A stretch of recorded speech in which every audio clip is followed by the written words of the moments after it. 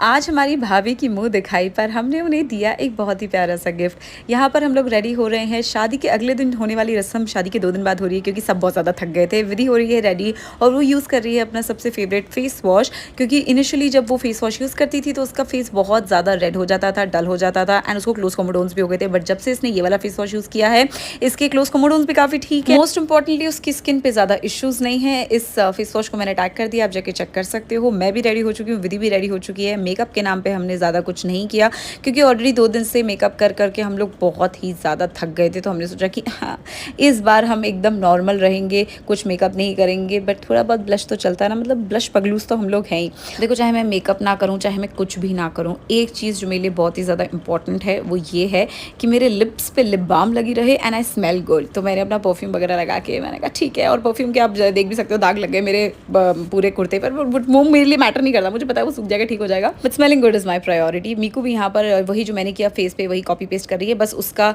जो ब्लश है वो मुझसे 2 गुना ज़्यादा है। दोनों रेडी हो चुके हैं और भाभी को देखने के लिए बहुत ज़्यादा एक्साइटेड है क्योंकि भाभी, मैंने नोटिस किया है कि शादी के बाद और ज़्यादा सुंदर हो गई है। वैसे तो पहले भी बहुत ज़्यादा सुंदर थी। एंटर हुए हम लोग एंड उसके बाद हमारी एक छोटी सी रस्म हुई जहाँ पे सभी कजन्स एक साथ बैठ के खाना खाते हैं। भाभी के साथ हमने पहली बार खाना खाया तो अलग सा एक्सपीरियंस था। अब हमारी फैमिली में एक नया मेंबर जुड़ गया है। उसके बाद भाभी की चोटी में ये कुछ तो मोली बांधी जा रही है जो हमारे यहाँ अगेन एक रस्म है और मुझे भी इनके बारे में आज पहली बार ही पता चला है क्योंकि बचपन में जिसकी भी शादी देखी है हमने वो तो याद भी नहीं है ठीक से।